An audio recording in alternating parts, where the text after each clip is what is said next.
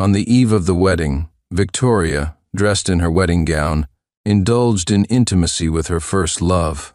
She planned to have a child with him, then settle down and marry me, letting me raise their child. She intended to become a good wife and mother.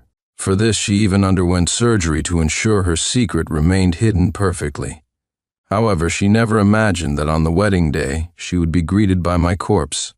It was then she discovered I had evidence of all their infidelities.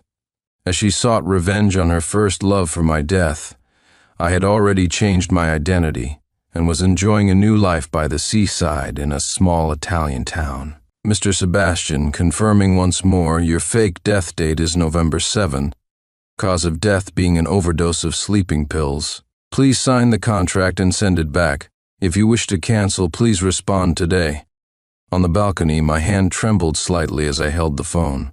On the eve of the wedding, Victoria, dressed in her wedding gown, indulged in intimacy with her first love. She planned to have a child with him, then settle down and marry me, letting me raise their child. She intended to become a good wife and mother. For this, she even underwent surgery to ensure her secret remained hidden perfectly. However, she never imagined that on the wedding day, she would be greeted by my corpse. It was then she discovered I had evidence of all their infidelities. As she sought revenge on her first love for my death, I had already changed my identity and was enjoying a new life by the seaside in a small Italian town. Mr. Sebastian, confirming once more, your fake death date is November 7, cause of death being an overdose of sleeping pills. Please sign the contract and send it back. If you wish to cancel, please respond today. On the balcony, my hand trembled slightly as I held the phone. November 7th was my wedding day with my girlfriend of 3 years, Victoria. It should have been the happiest day of my life, but I decided to fake my death and leave completely. Before I could respond, a waft of fragrance hit me, and I quickly hung up. I looked up to see my fiancée Victoria. She softly asked, "Who are you talking to? What's in your hand?" Her beautiful face wore a gentle smile, charming and demure. "Fake death contract," I answered silently in my heart, but my hand instinctively moved the contract behind me. "Nothing, just a business contract from the company," I replied casually. Victoria didn't notice my subtle actions. She cheerfully took out 2 premarital health check reports from her bag. She said, "Our health check results are in. We're both healthy. We'll soon have a healthy baby. Aren't you happy?" I glanced at the report indifferently. I knew better than Victoria that this health check wasn't for us, but for her and her first love, Ethan. 8 years ago, Ethan had to separate from Victoria for some unavoidable reasons. Recently, he returned to the country and reconnected with her. He told Victoria he didn't have long to live, and his only regret was not being truly together with her and not having a child with her. Victoria, who always said she wanted to save her first night for our wedding, agreed to Ethan's request without hesitation. "Do you really want to have a child with me?" I asked. "Of course," she replied sweetly. "I always hope for it. We're getting married soon. On that day, I will give myself to you completely." To me, this sounded like a joke. I couldn't help but coldly sneer in my heart. She had already agreed to give her first time to Ethan, so how could she give herself to me completely on our wedding night? My expectations for our wedding vanished the moment I learned the truth. There was no need for me to feel any emotion for an unfaithful woman. Victoria made her promise and went to the dressing room. When she came out again, she had applied light makeup and wore a captivating red dress. She twirled in front of me and asked, "Do I look good?" "Yes," I replied flatly. She said she had to meet an investor in New York and would take the evening flight. "You don't have to wait for me," she added. I replied indifferently, "Okay." Outside, the wind howled. I remembered there was a storm forecasted for tonight, so the flight should be canceled. Faced with such an obvious lie, I didn't even bother to expose it. Victoria seemed to sense something was off. Usually I would remind her to be careful when she went out at night, but today I was unusually indifferent. This thought flashed through her mind, but she didn't ask further. She hurriedly left with her suitcase. Then I noticed the phone on the table light up with a new message from someone saved as Ethan, room 888 at the Empire Hotel. I'll be waiting. 8 years I've been longing for this day. Please wear the red dress we first met in. No wonder she was in such a hurry. She had forgotten her phone. Today was the day she decided to give herself to Ethan completely. Her so-called restraint crumbled before her first love. A second later, the door opened and Victoria came back to grab her phone. She couldn't help but glance at me and asked, "Did you look at my phone just now?" I looked up and replied calmly, "No. Why?" Victoria sighed in relief and told me to wait for her at home, then left quickly. The moment the door closed, I picked up the pen and signed my name on the fake death contract. I didn't plan to stay with Victoria any longer, nor did I plan to love her. I chose to fake my death on our wedding day, change my identity, and leave her world completely. I sat on the sofa all night, memories of our past flashing through my mind like a movie reel. 3 years might not be very long, but for me this love was deep and unforgettable. Victoria was the first girl I ever wanted to marry at first sight, and because I cherished her, I respected everything about her. The last message on my phone was a photo she sent when she got off the plane, telling me not to worry and to rest early. After that, Victoria disappeared, with no word from her all night. I decided never to love Victoria again, but I couldn't let go of the beautiful memories of the past 3 years.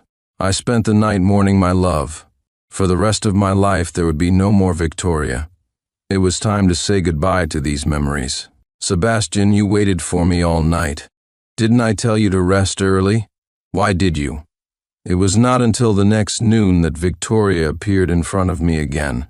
Looking at my haggard face sitting on the sofa, a hint of guilt flashed in her eyes.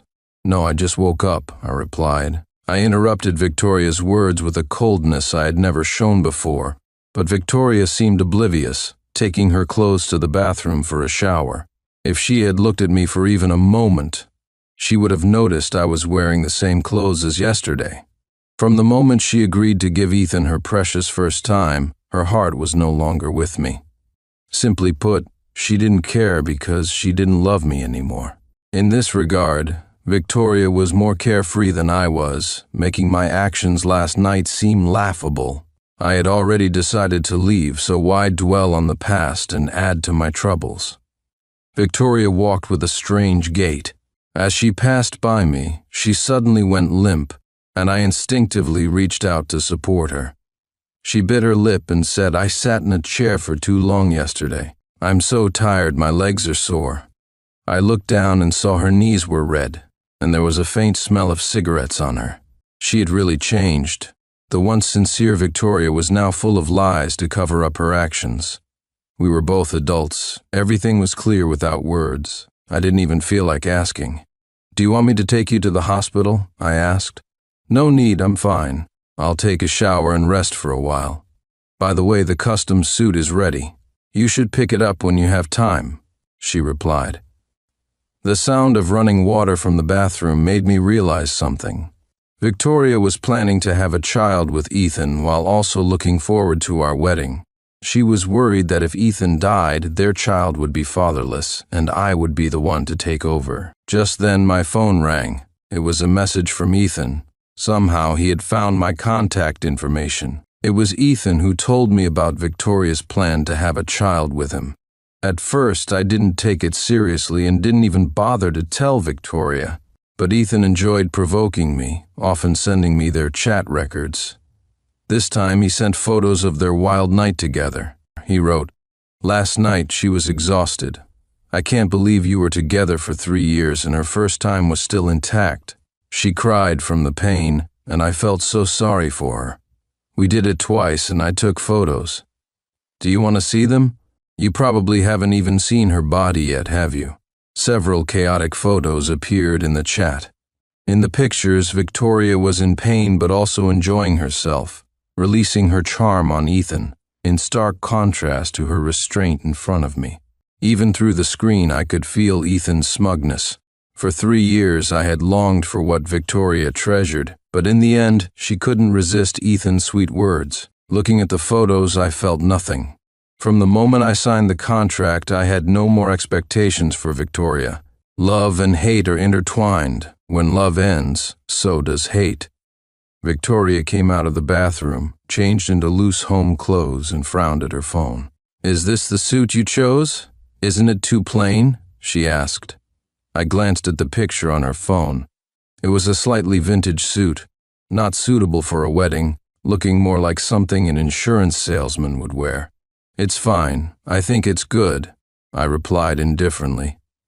I had no expectations for the wedding with Victoria. It didn't matter what the clothes or anything else looked like. After all, there would only be a dead groom on that day. Victoria said, "I think we need to talk." She seemed to finally notice my coldness. The next morning, Victoria climbed onto me at some point. Her sudden intimacy made me uncomfortable, even a bit nauseous. "You're awake. I'll make breakfast," I said, finding an excuse to push her away. Just as I was about to get up, Victoria grabbed me. "Are you upset about me going out last night?" "It's all my fault."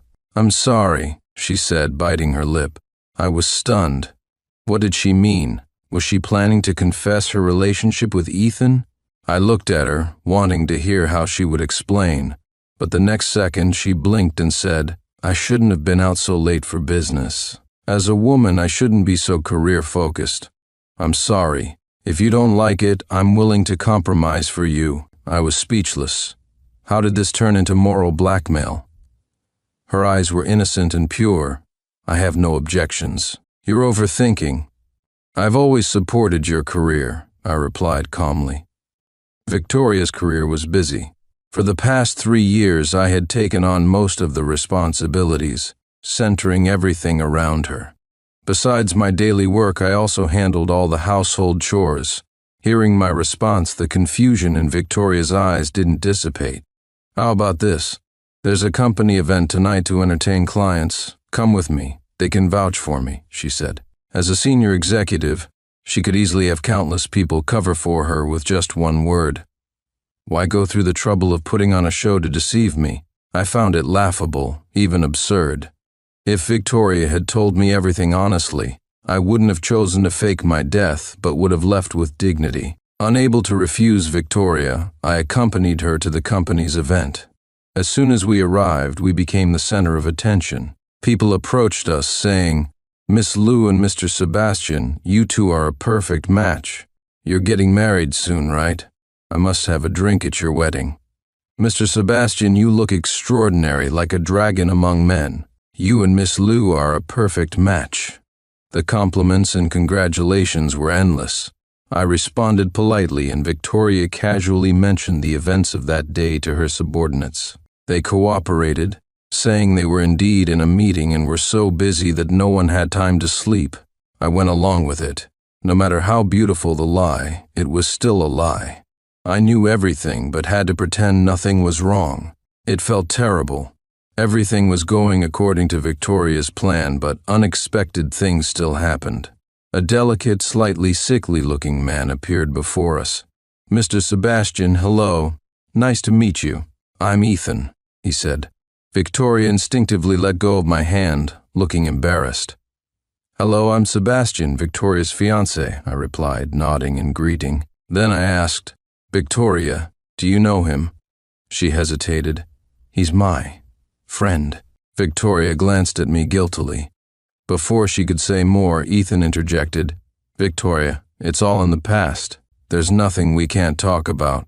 Victoria was my first love. I heard you're getting married, and I'm genuinely happy for you. Victoria and I ended things long ago. Even if I had another chance, I wouldn't be with her again." Ethan wore a polite smile, playing the role of a good ex. I couldn't help but think they made a good pair from an acting perspective. As for Ethan's words, they were like a breeze passing by my ears but blowing into Victoria's heart. Her expression changed and her eyes reddened slightly. "Come with me," she said. The next moment, under everyone's surprised gaze, Victoria pulled Ethan away from the party and into our van. With red eyes, she questioned him.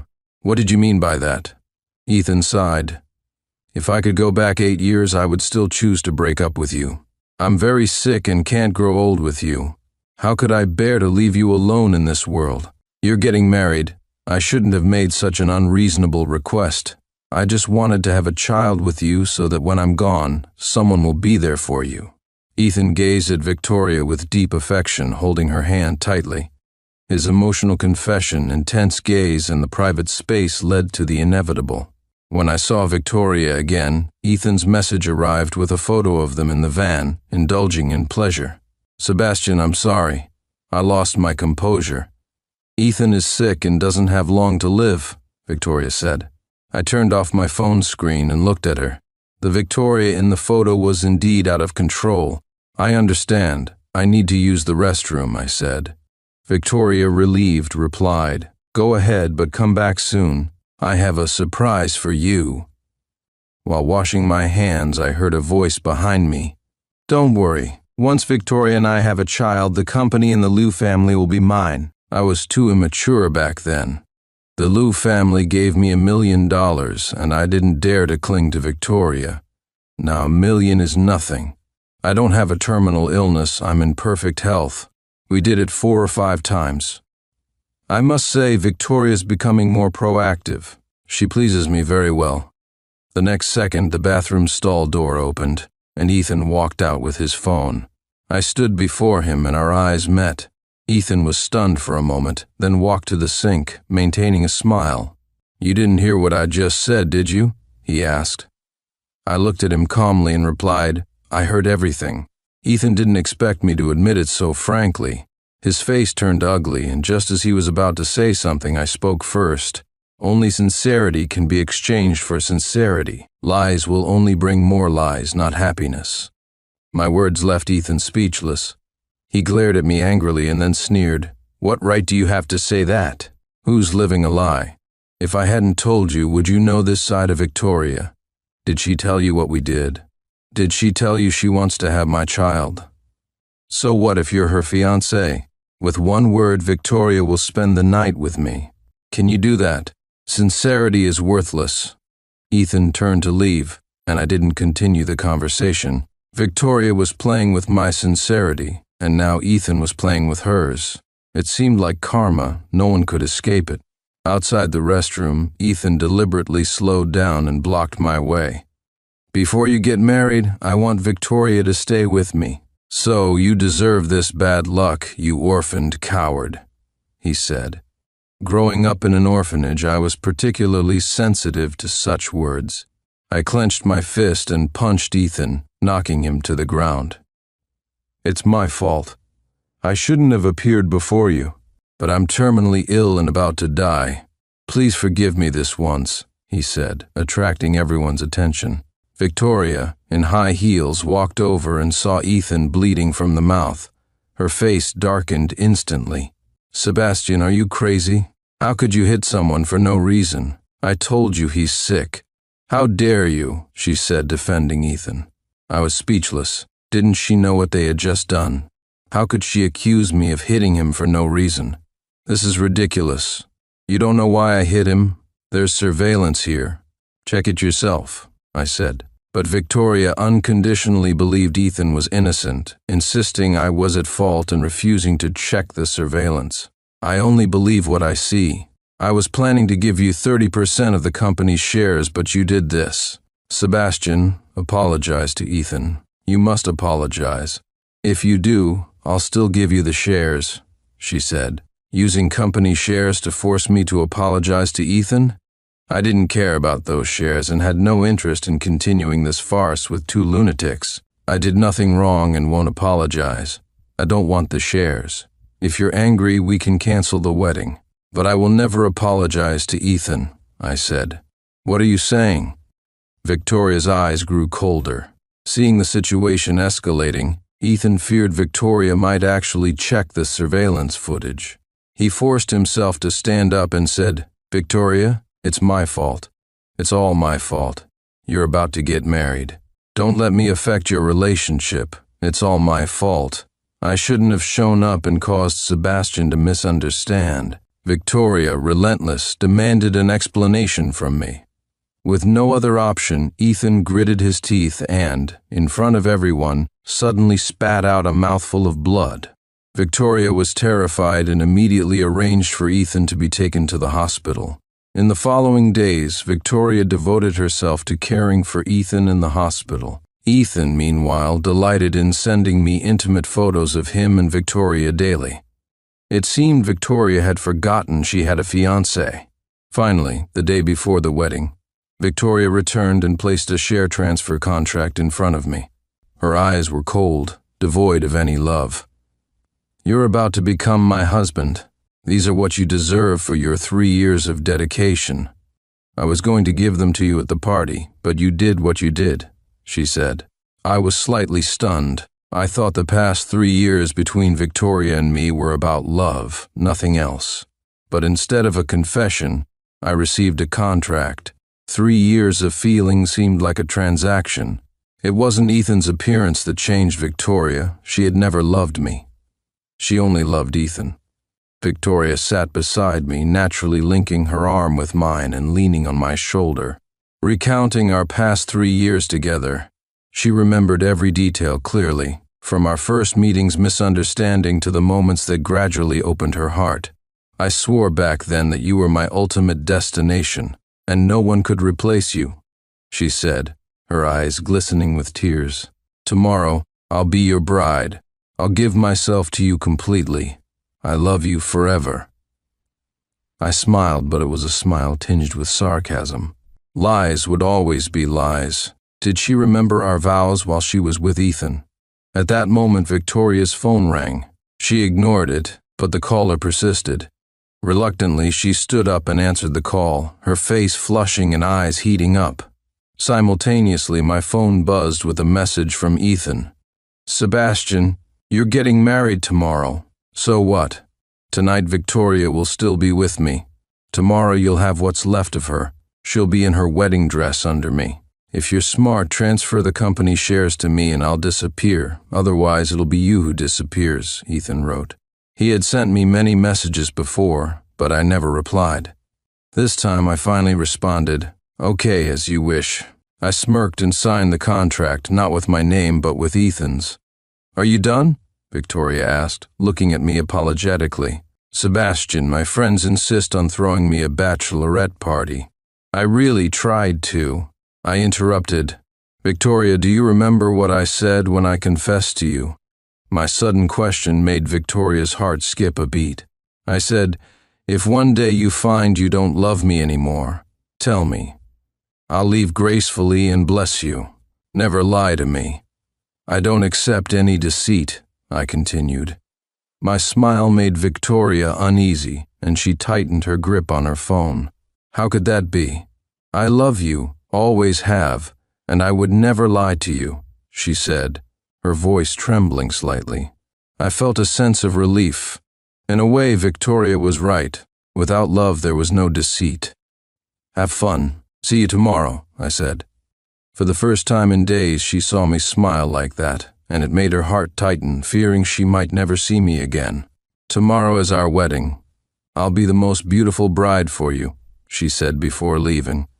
I watched her go, then took a photo of the contract and scheduled an email to be sent to my police friend after my fake death tomorrow. A man in a black suit arrived. "Mr. Sebastian, all your information in the country will be erased tomorrow. We have prepared a new ID, a new phone, and a plane ticket for you. From now on, there will be no more Mr. Sebastian," he said, handing me a file. I gave him my phone and said, "Deliver the body to the wedding venue tomorrow. Give this phone to the bride. I want Victoria to know how ridiculous her lies are. I want her to know that their repeated deceit caused my death. I want her to know that because she was with Ethan the day before our wedding, today is our last meeting. For the rest of her life, Victoria will regret her decision." I took one last look at the house we had shared for 3 years, then got into the car without looking back. "Drive her to the airport," I said. As Sebastian left, in a room at the club, Ethan, like a king, was ravaging Victoria, who was wearing her wedding dress. Victoria had grown accustomed to this feeling, lost in this immoral relationship, completely forgetting that tomorrow was her wedding with Sebastian. At that moment, all she wanted was to spend the night with her former love. A moment later, Victoria collapsed into Ethan's arms, saying, "Your health is getting worse." Ethan sighed, I'm sorry, my illness. Ethan hesitated. Victoria's eyes were full of affection. Ethan was truly giving his all, trying his best for a child. Victoria pouted. I'm getting married tomorrow. If we can't conceive this time, it means we aren't meant to have a child. Pleasure was always temporary. The inevitable had to be faced. Victoria didn't know how to explain it to Sebastian, but she believed he loved her. If he loved her deeply, he would accept everything about her, including her child with Ethan. Ethan gritted his teeth. If it weren't for my short time left, I would never agree to you marrying him. He doesn't deserve you. He clenched his fist, displaying a sense of helplessness. Victoria shook her head and sighed. Even if I get married, you'll still be in my heart. But from now on, we can't be intimate like this. Why? Ethan sat up, panic and confusion in his eyes. Without a child with Victoria, how could he push Sebastian out of the picture and take over the Liu family company? Because I'll be someone else's wife. It would make me look down on myself, Victoria said, conflicted. She didn't want to give up her beautiful first love, but she also didn't want to ruin her marriage with Sebastian. In a way, Sebastian was the most suitable partner for her, the one who could be with her till the end. Ethan shook his head. No, Victoria, you have nothing to be sorry for. It was he who took you from me for 3 years. If I weren't ill, I would never have let you go. It's all my fault. His eyes were red, and he kept hitting his head. Victoria, distressed, stopped him, and with tears streaming down her face said, One last time, love me well and let me conceive your child. Ethan pounced on Victoria again, even more forcefully. The room was filled with wild, frantic shouts. After Ethan fell asleep, Victoria got up, got into a car, and left the club. Is the repair surgery arranged? She asked. Yes, Miss Liu. We've arranged for the top specialist. It will take an hour with no side effects, and it'll be as if it's the first time, her assistant replied. Hearing this, Victoria finally felt relieved. She had promised to give herself completely to Sebastian. This small surgery was a meticulous preparation for him, to cover up her wild activities with Ethan. As the sky lightened, Victoria turned on her phone, looking at the empty screen. Her heart skipped a beat. No messages, no calls, nothing all night. Sebastian had always looked forward to their wedding. How could he let her go wild the night before their wedding without a word? Gripping her phone, Victoria felt an inexplicable panic. She couldn't help but send a message. Sebastian, I'm about to become your bride. I'm so nervous. Are you nervous too? The message went unanswered.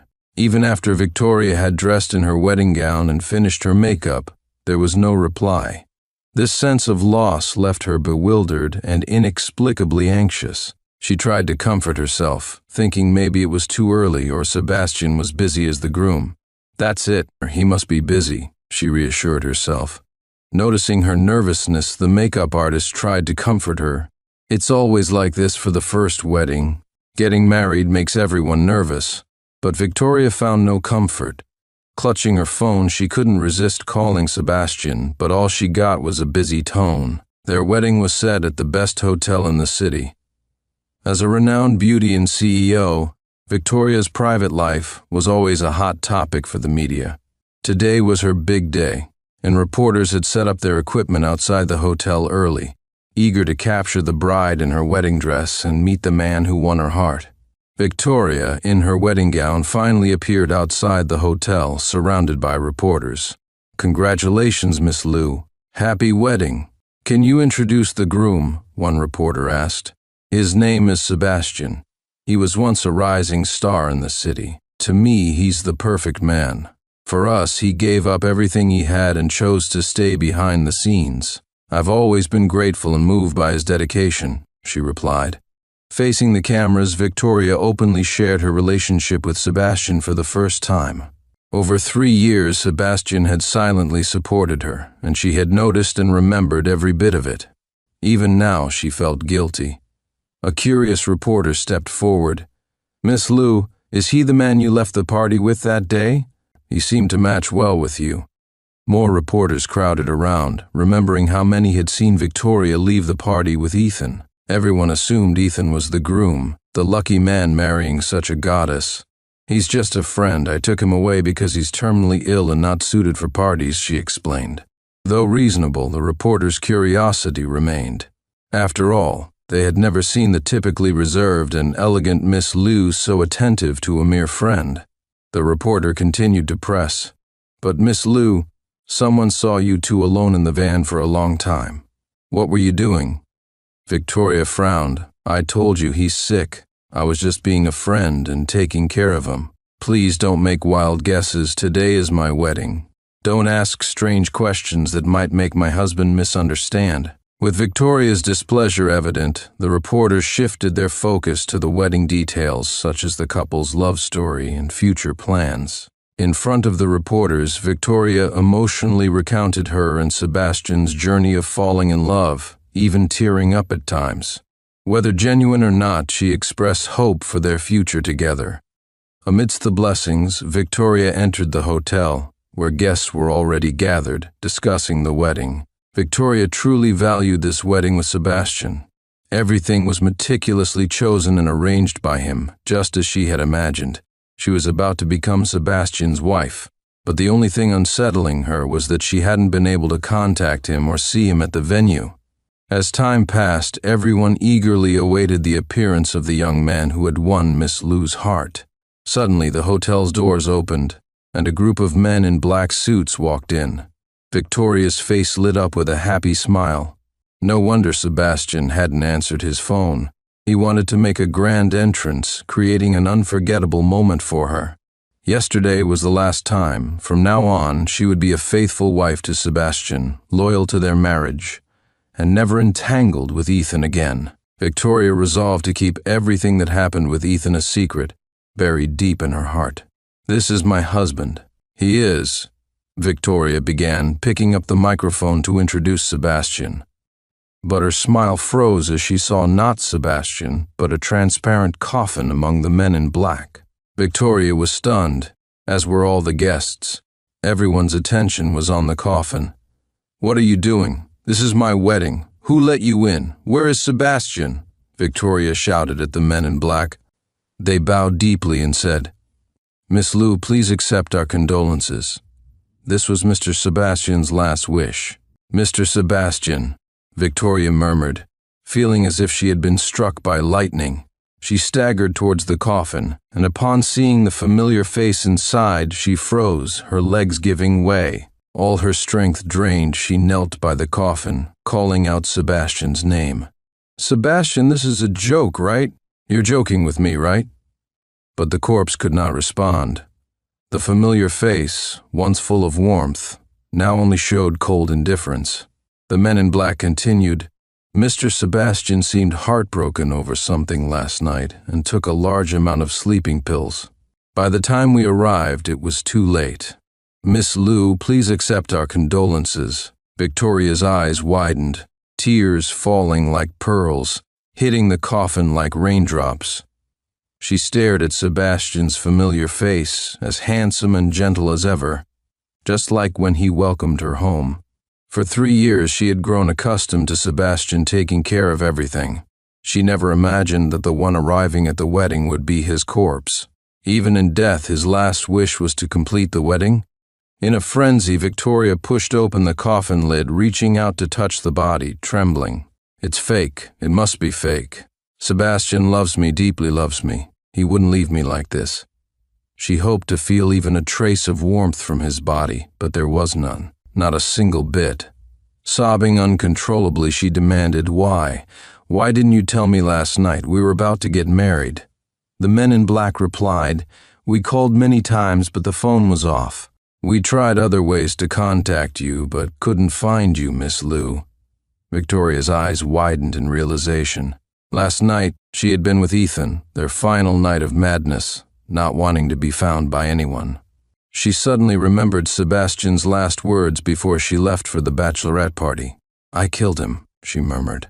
If she hadn't been so eager to see Ethan, if she had taken the time to talk to Sebastian, perhaps they would still be a happy couple today, not separated by life and death. Any last bit of hope vanished. She had no more excuses. It was her own infidelity that ultimately killed Sebastian. Victoria, Victoria. Ethan suddenly burst in, rushing to her side and holding her tightly. I just got the news. Victoria, don't be too sad. The dead can't come back. I'll always be with you, he said, holding her tightly. The media reporters frantically clicked their cameras, capturing the rare moment. At the wedding, only the groom's corpse was present, while the ordinary friend Victoria mentioned unexpectedly appeared. Given everything Victoria had said before, the situation was highly intriguing, and many began to speculate about the relationship between the three. Victoria let Ethan hold her, feeling no warmth at all. She stared blankly at everything before her, eyes filled with despair. Victoria, don't worry. I love you. I'll love you more than he ever did.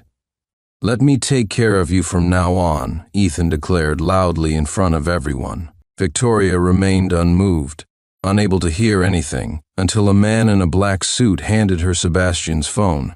This is Mr. Sebastian's only possession. When we found his body, he was holding it tightly.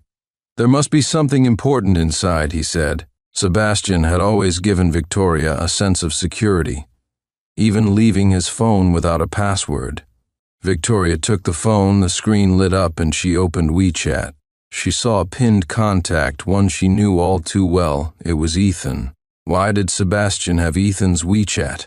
Her heart skipped a beat as she pushed Ethan away and opened their chat history. Countless explicit messages and chaotic images flooded her eyes, all showing her and Ethan in bed. Victoria's face turned pale. Sebastian knew. He had always known. Every time she was with Ethan, Ethan would share their photos and videos with Sebastian. Frantically scrolling through the chat history, Victoria discovered that Ethan had been in contact with Sebastian since the day he returned to the country. The last message was from yesterday, when she lied to Sebastian about attending a bachelorette party. Ethan's message read, Sebastian, you're getting married tomorrow. So what? Tonight, Victoria will still be with me. Tomorrow you'll have what's left of her. She'll be in her wedding dress under me. If you're smart, transfer the company shares to me, and I'll disappear. Otherwise, it'll be you who disappears. Victoria covered her mouth, staring at Ethan in disbelief. She couldn't believe the kind, gentle man she thought she knew was like this behind her back.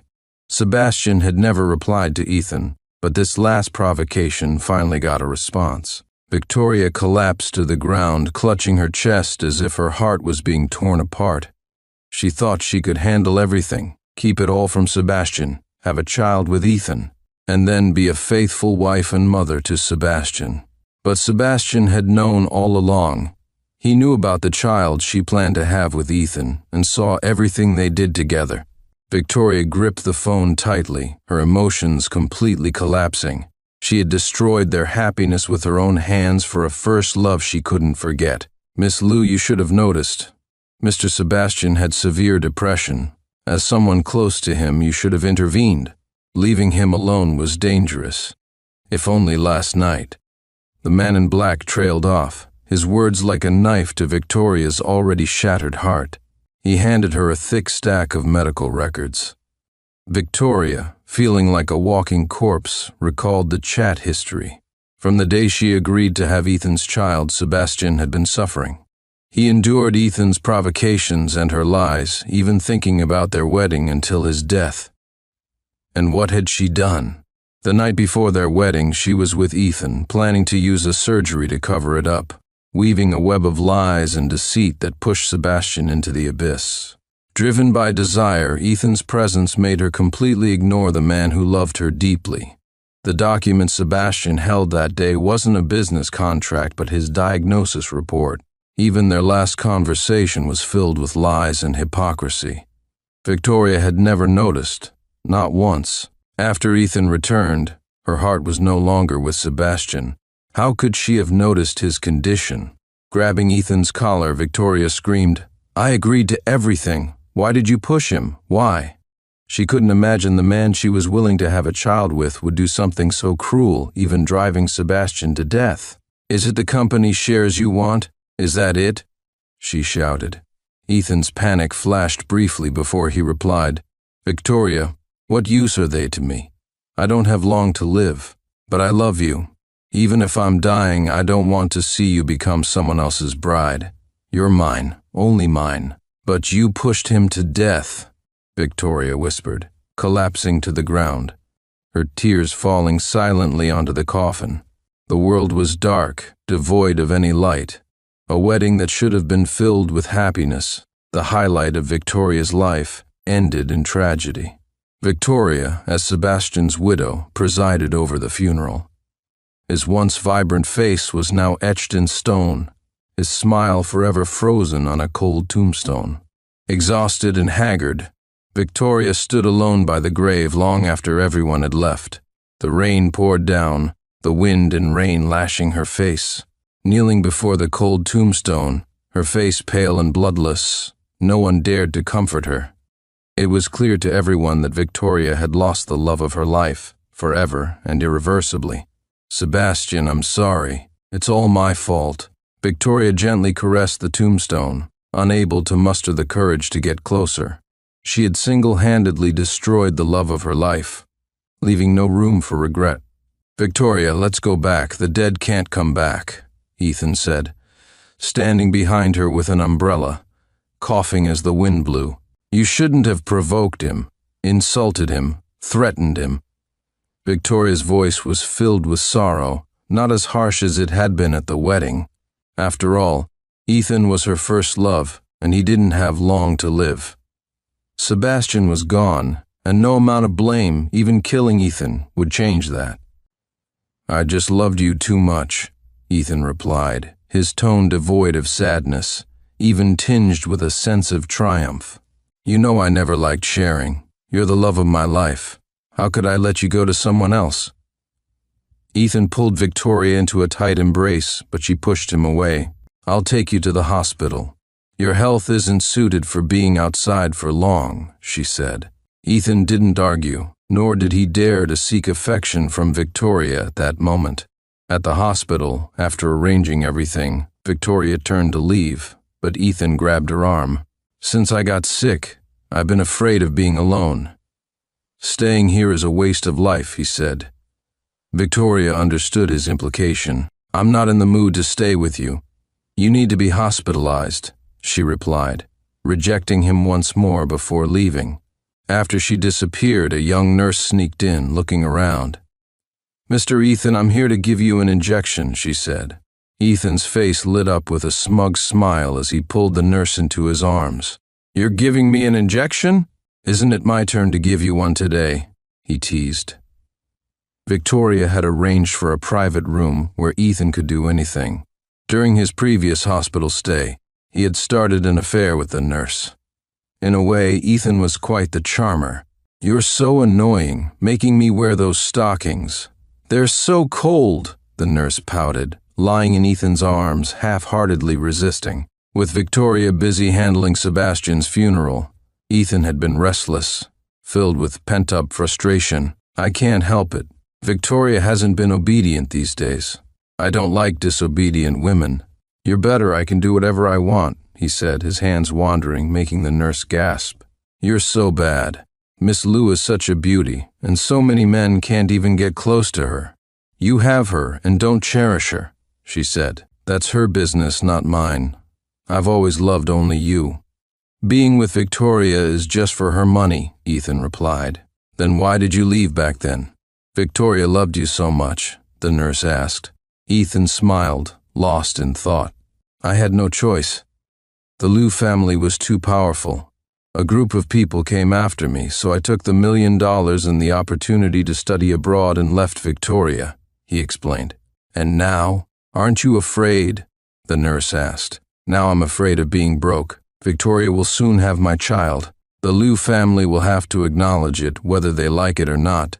$1 million won't make me leave, not even $1 billion. Maybe $10 billion or half of the Lou family's assets, then I might consider it," Ethan said, his smile growing wider. "Then I'll run away with you," the nurse said, and the room filled with their intimate sounds. Returning to get her car keys, Victoria stood frozen at the door, her hand trembling on the doorknob, her face growing paler. Ethan's brazen words echoed in her ears, each one like a thunderclap. Having a child with her wasn't to honor their past love, nor was it out of love for Victoria. It was for her family's wealth, for the company's shares. After the wedding, Victoria had spared Ethan, thinking he didn't have long to live. But now it was clear Ethan had been deceiving her all along. He wasn't terminally ill. A terminally ill person wouldn't be so focused on money and running away with someone. Victoria's body tensed as she recalled Sebastian's outburst at the party. Sebastian was always calm and rational. He wouldn't have acted out unless pushed to the brink. Clenching her fists, her mind in turmoil, she hurriedly left, taking a taxi to the party venue.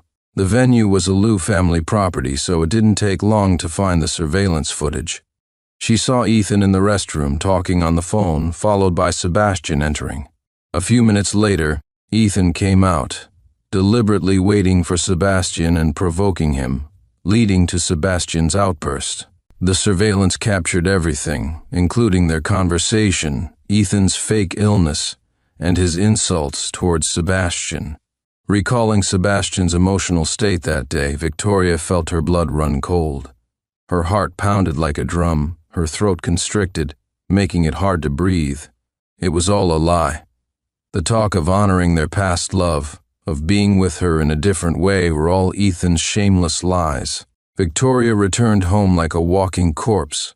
Everything in the house remained as it was when Sebastian was alive, but there was no trace of him left. Curling up on the sofa, she cried, "Sebastian, I'm sorry, please come back." If she had another chance, she would cherish Sebastian and never agree to Ethan's demands. Together, she and Ethan had driven Sebastian to his death. She regretted it deeply, but there was no turning back. In a daze, Victoria walked into the bathroom, cleaned herself, and then lay in the bathtub, slitting her wrist. "Sebastian, I'm coming to join you." Blood slowly flowed from her wrist, and her consciousness faded. Memories of her time with Sebastian flashed through her mind like a movie reel. They had been so happy. Without Ethan, Sebastian wouldn't have died. They would have completed their wedding, had a child, and grown old together. But there were no ifs in this world. "Sebastian, I'll repay you with my life," she murmured. When Victoria woke up, she was in a luxurious hospital room, wearing a hospital gown and hooked up to an IV. Her parents were there, and so was Ethan. "I'm sorry, Mr. and Mrs. Liu. It's all my fault. I didn't take good care of Victoria." "It's all my fault," Ethan apologized, his eyes red, sitting by Victoria's bedside, looking devastated. Mr. and Mrs. Liu didn't speak, only looking at Victoria with concern. "From now on, do whatever you want, but don't do anything foolish again," they said. Victoria stared blankly at the ceiling, feeling like a walking corpse. Her first love, who had once meant so much to her, was now by her side, but she felt no happiness. She had deceived Sebastian, and Ethan had deceived her in the same way. Only after Sebastian's death did she realize how cruel and heartless she had been to him. "Victoria, don't do anything foolish again. The dead can't come back. I'll be with you from now on. The doctor said my condition is improving. There's hope for a cure. I won't leave you," Ethan said, holding her hand tightly, confessing his love. Victoria didn't look at him. "Sebastian is gone, and now you're better," she said. Ethan was stunned, unsure if he had been too hasty or if Victoria had discovered something. "Victoria, I really don't know. Maybe our love moved the heavens, or maybe Sebastian's spirit couldn't bear to see you alone and sent me to take care of you. Whatever the reason, if there's hope for survival, I'll fight for it. For you and our child," he said. "Child?" Victoria asked, shocked. "Yes, the doctor found out you're pregnant. You're carrying our child," Ethan replied, his voice trembling with excitement. With this child, he could keep Victoria under his control forever. "Victoria, the dead can't come back. Forget him. He never loved you. I'll take care of you and our child. Let's get married," he continued. Victoria had once longed to have a child with Ethan, and hoped Sebastian would love the child as his own. She had used countless lies to cover up her relationship with Ethan. just as Ethan was now using sweet words to hide his true intentions. She couldn't understand how Ethan could say such hypocritical things with such a loving tone.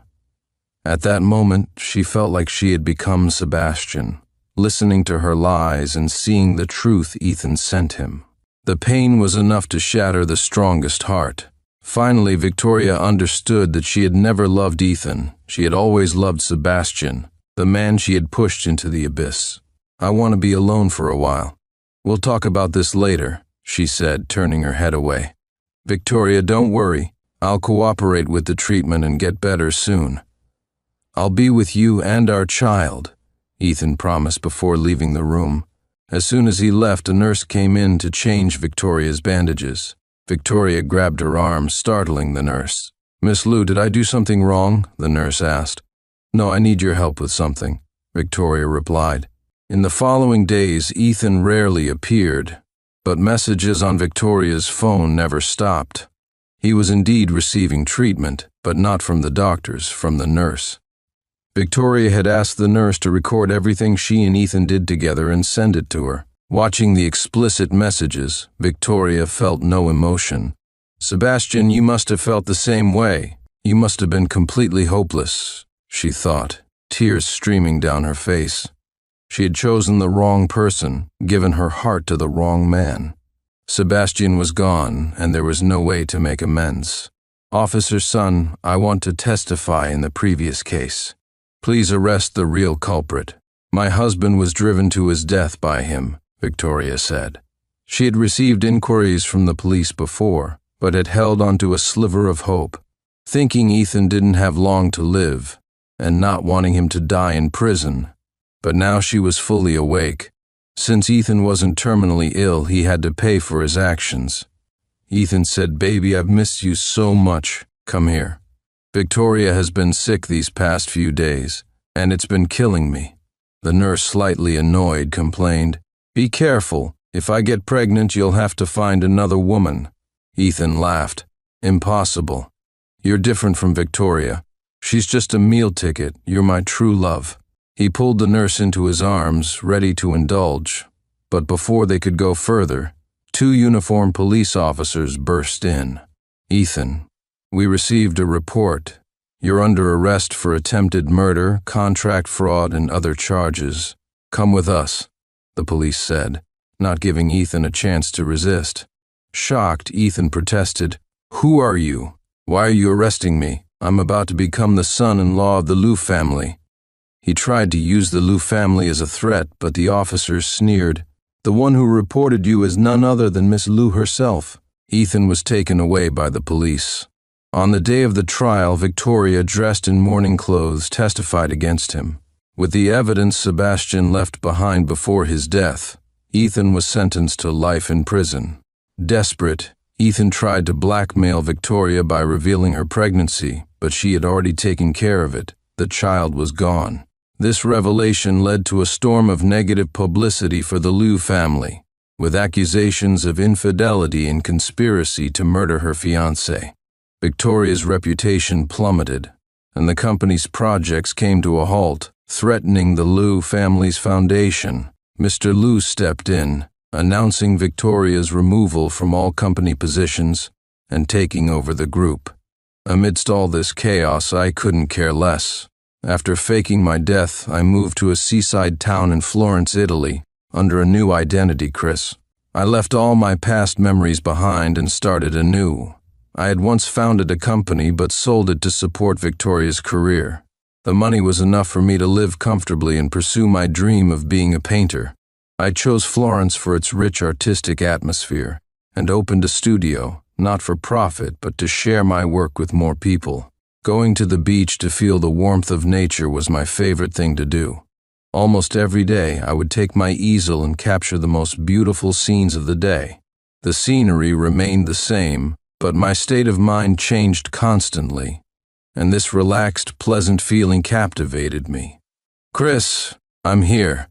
A lively figure in white appeared before me, as if a fairy had stepped out of a painting. When I first arrived in Florence, I met Yvette, a student studying here. After visiting my gallery, she decided to work part-time there. Admiring my paintings, she couldn't help but exclaim, "They're so beautiful. The same scenery feels different under your brush, Chris." I smiled. My world had once revolved around Victoria, and I had forgotten what I truly loved. Once I left that life, everything seemed insignificant. Victoria and Ethan were just passing figures. I had learned to love myself and live for no one else. If this painting were displayed in the gallery, many people would pay a fortune for it, Yvette said, full of admiration. She believed that with my talent, I could easily establish myself in this city of art and soon become Florence's youngest and most outstanding painter. "It's just a hobby. Besides, I don't seek fame or money," I replied, packing up my things and heading back to the gallery. Yvette followed, chatting away. The sunset cast our shadows into a beautiful painting, serene and gentle. This was the life I wanted to continue. No deceit, no threats, just me and my beloved art. "Chris, I can help you organize an exhibition in the city so more people can see your talent," Yvette offered. "No need. I don't want to be famous. This is good enough," I declined. If I held an exhibition and it caused a sensation, Victoria might find me, and that was something I didn't want. Yvette pouted, sensing that I had secrets. How could a painter not want to be famous? Back at the gallery, I went to cook while Yvette hung up the new painting. Her phone rang. "Hello, sis, what's up?" she answered. "Nothing much. I'm feeling down and need a break. Can I come visit you?" Victoria's tired voice came through the phone. Little did I know that Yvette and Victoria were half-sisters. Yvette took her stepfather's surname, and the two sisters had always stayed in touch. "Of course, I met a very talented guy. I'll introduce you," Yvette replied. "A guy? Is he your boyfriend?" Victoria teased. "Don't be silly. It's not like that," Yvette said, glancing at me in the kitchen with a sweet smile. "Chris, dinner's ready. Come eat," I called. "Coming. Sis, I have to go. Talk to you later," Yvette said, hanging up. On the other end, Victoria was stunned. She covered her mouth, whispering, That's Sebastian's V-voice." Her heart raced, and she felt like it would jump out of her chest. Rationally, she knew Sebastian was dead. She had buried him herself. But the voice on the phone was too familiar. She would never mistake it. Sebastian was alive. Chris's cooking was excellent, a rare treat of home-cooked food in a foreign land. This was why Yvette insisted on working part-time at the gallery. She could enjoy Chris's cooking. "Chris, another bowl, please," Yvette said. "Look at you, rice on your nose," I laughed, instinctively brushing the grain off her nose. This simple gesture made Yvette's heart race. It was the closest we had ever been since we met. Thinking about Victoria's teasing on the phone, Yvette blushed like a ripe apple. She glanced at Chris, who was serving her more rice, biting her lip. Chris was so handsome, talented, and gentle. A man like him was a rare find. Should she confess her feelings? Did he feel the same way about her? "What are you thinking about?" Chris asked, placing the bowl in front of Yvette. Embarrassed, she quickly looked down and started eating. "Chris, do you have a girlfriend?" she asked, her face turning even redder. "I did, for 3 years. But I later found out she never loved me," Chris replied, thinking of Victoria. He could now face those memories calmly. "She must have been blind. A great guy like you is hard to find," Yvette said, waving her fists. "If I ever meet her, I'll give her a piece of my mind." Chris just smiled. Without love, there was no hate. To him, Victoria was just a passerby like so many others. There was no need to dwell on the past. Besides, Sebastian was dead, and he would never see Victoria again. "Eat up this braised pork," Chris began, but Yvette interrupted. "Chris, what do you think of me?" She couldn't look up, nervously pushing her food around. Chris smiled. "You have a good appetite." Yvette's presence had brought light to his dark world. She was a pure and lovely girl, and he had grown used to her presence and her chatter. But he couldn't take that step. He had loved Victoria deeply, willing to give up everything for her, believing love could conquer all. But in the end, he realized it was just his wishful thinking. He couldn't take that risk again. I can eat very little. I'm easy to take care of, Yvette said, looking at Chris with hopeful eyes. Eat, he replied, picking up his bowl, ending the conversation. Yvette sighed in relief, a smile playing on her lips. At least he hadn't rejected her. To this optimistic girl, that was a good sign.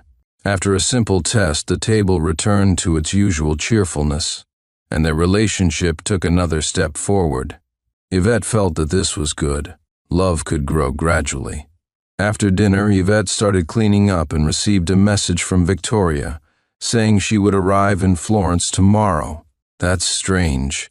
She said she'd come in a few days, Yvette muttered. A friend is coming? No problem. I'll give you a few days off. It's not easy to travel abroad. Show your friend around, Chris said.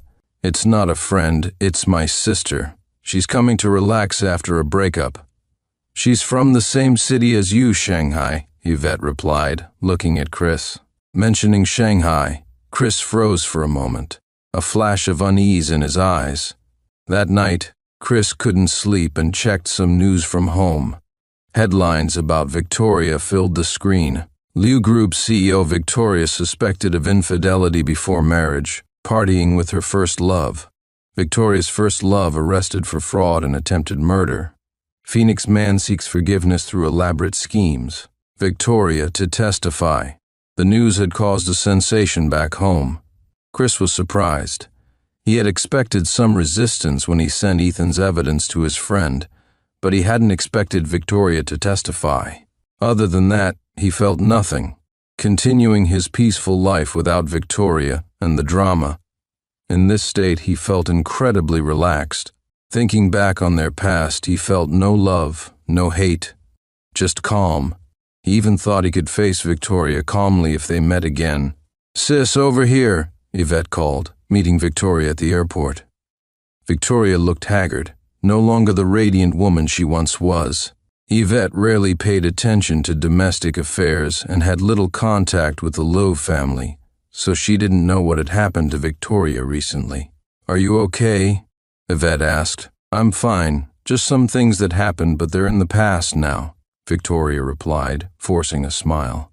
Seeing her sister's response, Yvette didn't press further and started sharing amusing stories from her time in Florence. The atmosphere between the sisters quickly became lively. Inevitably, Yvette mentioned Chris. "Sis, I think I might be in love. I've never met such a wonderful man in my life," she said. "Is it the guy you mentioned, Chris?" Victoria asked, feeling a strange pang in her heart. "Yes, that's him. He's a genius, he shines," Yvette replied enthusiastically, recounting her experiences with Chris. Victoria's heart raced. She had come to Florence because of this Chris. "When I called you last time, the man who answered was Chris, right?" Victoria inquired. "Yes, that's him. After classes, I always make time to work part-time at his gallery. Sis, his cooking is out of this world. I eat so much every time," Yvette said with a sweet smile, her mind filled with Chris's face. Without waiting for Victoria to speak, Yvette took out her phone and started showing her Chris's paintings. One painting in particular made Victoria freeze. It depicted a young girl sitting on a swing, the summer sun illuminating her profile, her hair dancing in the breeze. The serene beauty of the scene was unmistakable. The location was familiar to Victoria. It was where she and Sebastian had their first date. Victoria's heart pounded. Although she hadn't confirmed Chris was Sebastian, her heart was in turmoil. In their 3 years together, she had never known Sebastian had such talent. She had never paid attention to his hobbies. As a girlfriend and fiancée, she had failed completely. She had taken Sebastian's love and sacrifices for granted, even arrogantly believing he would accept her child with Ethan. She had been utterly wrong and had pushed the man who loved her deeply into the abyss. Tears streamed down her face. She wiped her eyes and asked, "Yvette, do you have any photos of Chris?" "He's a bit strange. His paintings are valuable, but he never sells them or takes pictures. But I have some sneak photos of his back," Yvette replied, showing Victoria the pictures. Even without seeing his face, Victoria's heart raced. Could Chris really be Sebastian? Her emotions surged and she grabbed Yvette's hand. "Yvette, can I meet him? Please," she pleaded. Yvette, seeing her sister so desperate, was taken aback. "Sis, I can't promise that. He's been through a lot of emotional pain and rarely talks to strangers. When we first met, he had this aura of sadness and indifference, only interested in painting. It took a lot of persistence on my part to get him to let me work at the gallery. He's very reserved," Yvette explained. "The woman who hurt him is terrible. Chris is such a great guy, yet she didn't cherish him. He loved her so much and they were going to get married, but she only cared about her first love, forcing him to leave. How can there be such shameless people?" Yvette ranted, not realizing the woman she condemned was right beside her. Victoria was at a loss for words, deeply regretful of her past actions. "Please, Yvette, let me meet him just once," Victoria pleaded, her voice almost breaking. Yvette had never seen her sister like this. Could it be that Chris and my sister know each other, she wondered. She knew Chris had come to Florence to escape his past and start fresh. "I'll ask him, but I can't promise anything. You should rest for now," Yvette finally said. "Okay, thank you," Victoria replied, not pressing further. After dropping Victoria at the hotel, Yvette called Chris. "Chris, are you free in the next few days?" she asked. "Why?" Chris replied. "My sister just arrived and she saw your paintings. She's really interested and wants to meet you." "Do you have time?" Yvette explained. "What's your sister's name?" Chris asked, frowning slightly. "She's my half-sister. Her name is Victoria. You've probably heard of her. She's the CEO of the Lu Group in Shanghai," Yvette answered cautiously. There was a long silence on the other end of the line. Fate was indeed mysterious. Chris had never imagined Yvette was Victoria's sister. Victoria's revelation. Victoria, in desperation, hugged Chris in front of Yvette, tearfully begging, "Sebastian, I know you're Sebastian. Please come back with me. Stop torturing me, please." Without giving Yvette a chance to respond, Chris firmly pushed Victoria away and said, "Victoria, you're mistaken. I'm Chris, not Sebastian. Besides, I'm your sister's boyfriend. Please respect that." Holding Yvette's hand tightly, Chris made his stance clear, his gaze steady and sincere. "Sis, please keep your distance from my boyfriend," Yvette insisted, clutching Chris's hand firmly. Victoria, choking back tears, said, "Yvette, you don't understand. He's not Chris, he's Sebastian. We were together for 3 years, and on our wedding day, he faked his death and came to Florence. He's Sebastian, not Chris, do you understand?" Victoria, sobbing, felt she had been punished enough. She had once lied repeatedly to be with Ethan behind Sebastian's back, and now Chris and Yvette's happiness was playing out before her eyes. She felt the same pain Sebastian had felt. The lies she had told Sebastian now pierced her heart, bringing her to her knees, begging Chris, "Sebastian, I was wrong. I was truly wrong. Come back with me, please. I'm begging you. I sent Ethan to prison. I gave up the child that shouldn't have been brought into this world. From now on, my world is only you. Without you, I can't live."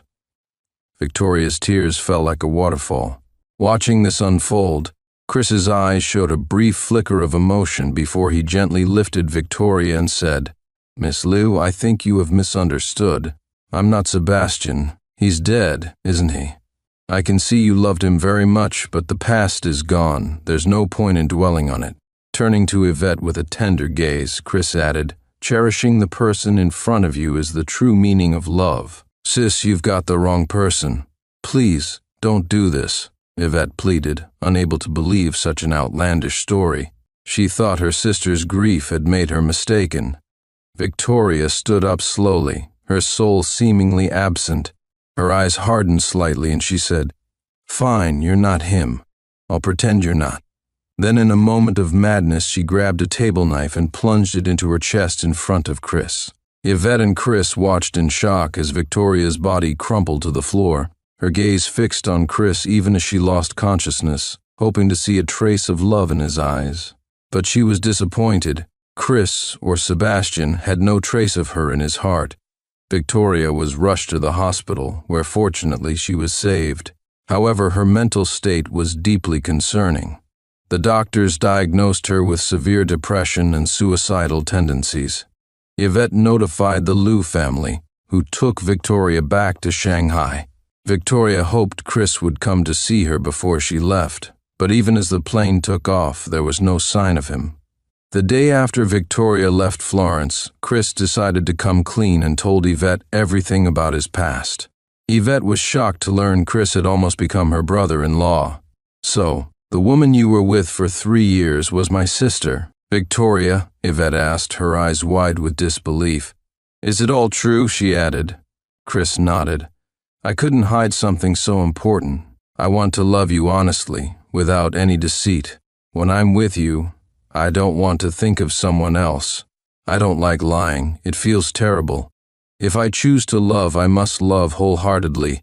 I didn't tell you before because I wasn't sure if I still had feelings for her. But spending time with you has shown me she's dead in my heart." Chris looked at Yvette with affection. As her boyfriend, he didn't want to hide anything from her. Whether she chose to stay with him or break up, he would accept it with an open heart. Yvette was stunned, unable to process everything. Chris felt nervous, unsure of what Yvette would decide. Victoria's despair and Chris's happiness. Yvette couldn't help but burst into laughter at Chris's nervousness. "Chris, you're so nervous," she teased, moving closer to him, her expression slightly proud. "Just a bit," Chris admitted. "I don't care who you were before. I only know that now you're Chris, my beloved Chris," Yvette said. Before Chris could respond, Yvette kissed him, love enveloping them both. Chris finally realized he had found the right person. Meanwhile, in the hospital, Victoria stared blankly at the ceiling, feeling that everything in Florence had been like a dream. "Miss Liu, we've confirmed that the man's name is Chris, not Mr. Sebastian. When Mr. Sebastian died, we compared the DNA. It matched perfectly. Mr. Sebastian is indeed gone. Please accept our condolences," her assistant explained, relaying all the information they had gathered. No, Chris is Sebastian, absolutely," Victoria muttered to herself. She was stubborn, believing Chris was Sebastian, convinced he was still angry and blaming her, refusing to give her another chance. "Without my permission, he can't leave me. No one can separate us," she insisted, her eyes filled with madness.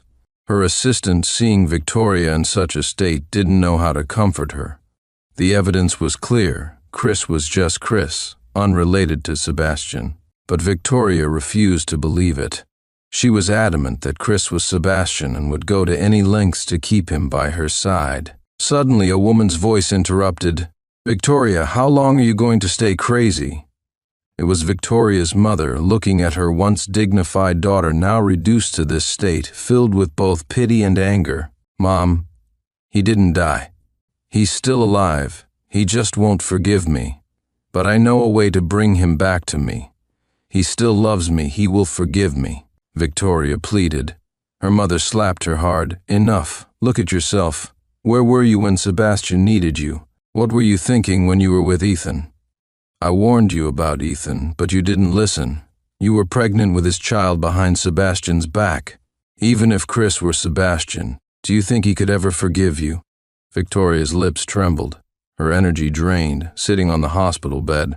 She had considered following Sebastian in death. To prove Chris was Sebastian, she had risked her life. Reflect on this. Chris is now your sister's boyfriend.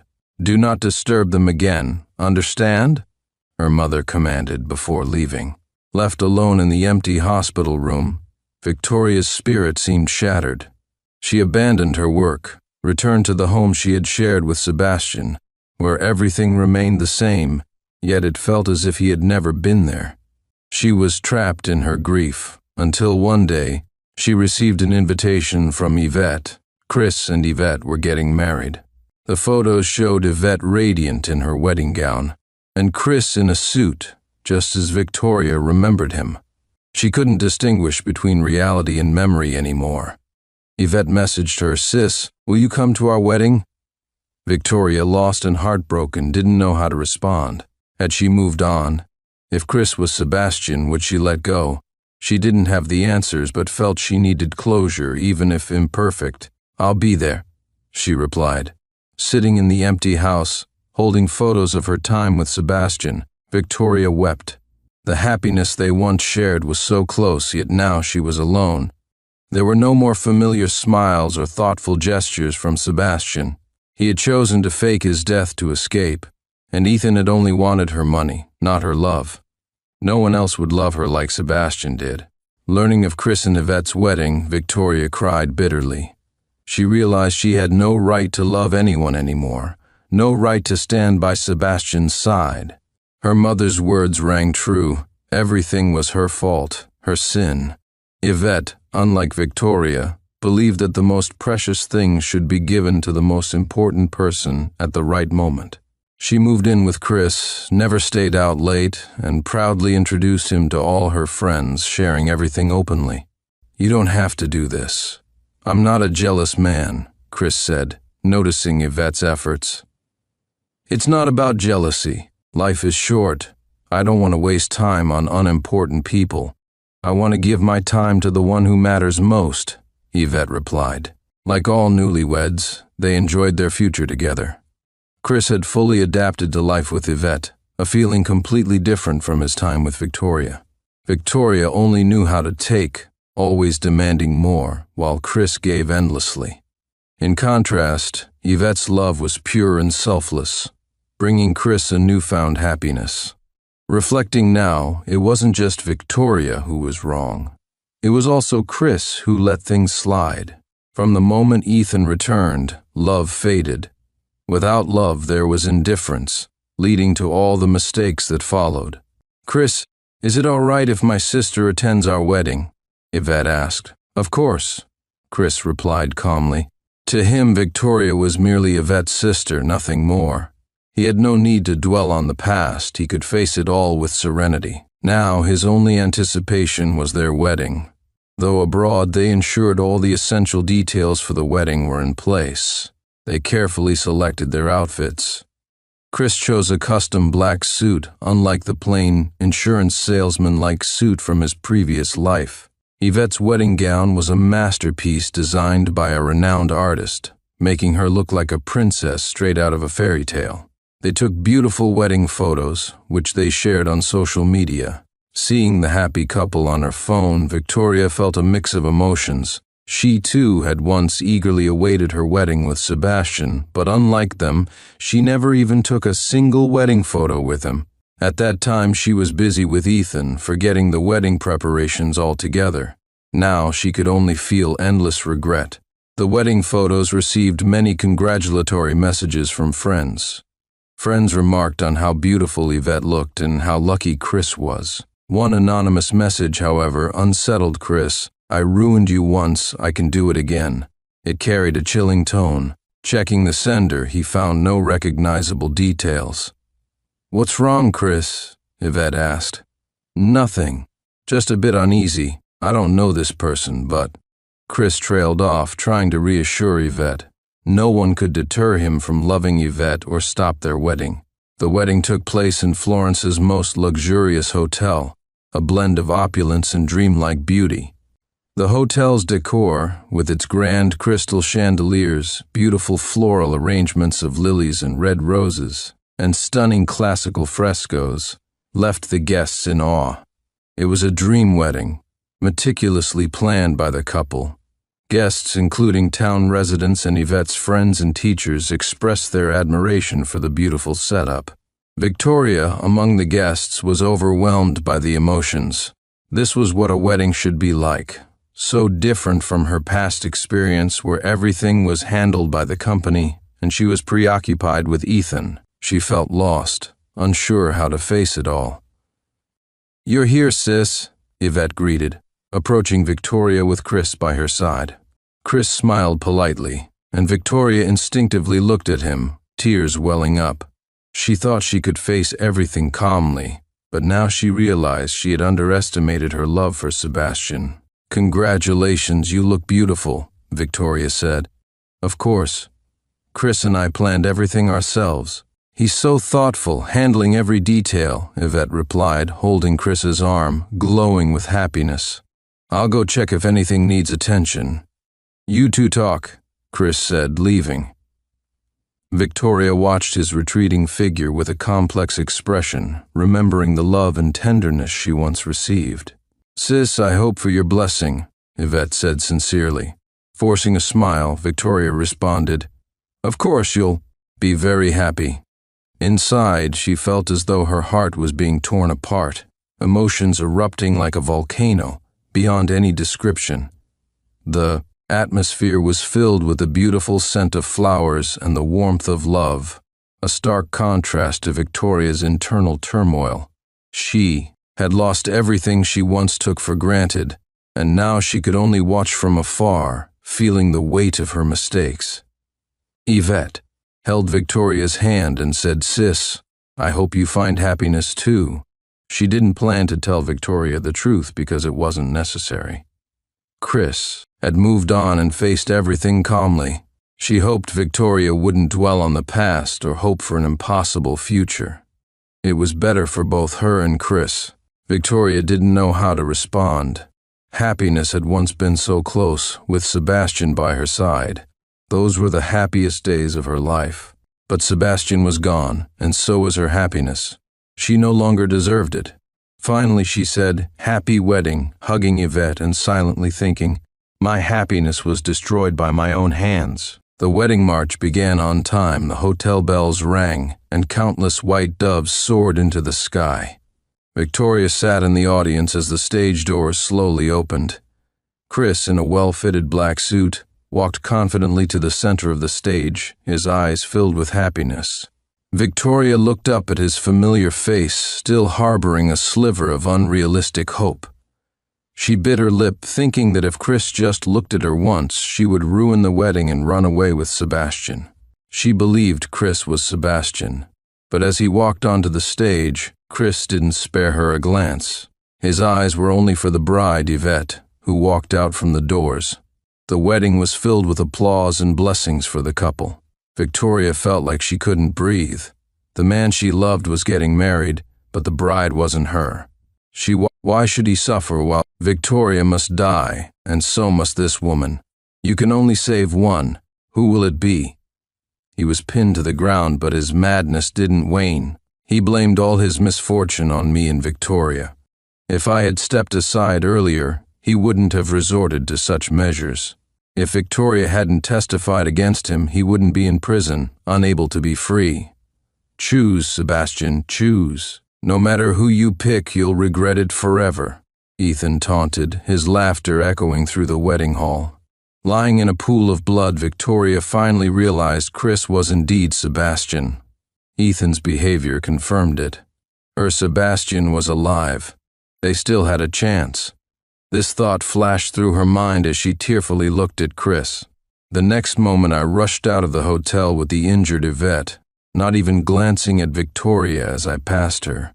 Ethan never expected me to make such a choice, but at least his revenge succeeded. He wasn't the only one who lost, Victoria did too. Victoria, you lost. We're both failures, Ethan laughed maniacally. In his crazed laughter, Victoria closed her eyes in despair. When she woke up, she saw a familiar face, mine. Sitting by her bed, I watched her. Sebastian. I knew it. I knew you wouldn't leave me. I was wrong. I was really wrong. Forgive me. Let's start over, okay? Victoria, tears streaming down her face, reached out to hug me, but I subtly avoided her. Victoria, there are things we need to clarify. I once truly loved you. I was willing to give up my career, everything, even my life for you. But over time, I realized you never loved me. If someone else did the same for you, you'd feel the same. It was habit, not love. That's why you chose Ethan over me, ignoring everything, I said calmly. I've decided to be with Yvette. We'll inevitably interact with you in the future, so it's better to clear things up now. From the day I chose to fake my death, if you had any feelings for me, you would have noticed something was wrong. But you chose to ignore it. You knew deep down that the person you wanted wasn't me, but Ethan, I continued. Victoria's eyes reddened. Ethan won't live long. He was just deceiving me. I only felt sympathy for him. He said he was terminally ill, she choked out. But after I faked my death, you didn't blame Ethan immediately, did you? What were you thinking then? You were more concerned about facing Ethan and easing your guilt towards me, weren't you? I asked. If Victoria had no feelings for Ethan, she wouldn't have been affected by him, let alone consider having his child and abandoning her fiancé. I stood up. Victoria, we're over. From the moment I faked my death, we were done. I hope we can face each other calmly in the future. I love Yvette, not you. I don't hate you either. Everyone has the right to choose. Victoria lay on the hospital bed, staring blankly at my departing figure. She must have known we had reached the end. As I opened the door, she whispered, "I'm sorry. It's okay. Life is like that," I replied with a smile, never looking back. Soon, the urgent sound of alarms filled the air as doctors and nurses rushed into the room. In her final moments of despair, Victoria closed her eyes, a serene smile on her face. The breeze gently brushed the window, and her life came to an end. In the adult world, everyone must take responsibility for their choices. Victoria did, and so did I. Staying true to oneself is the key to finding peace.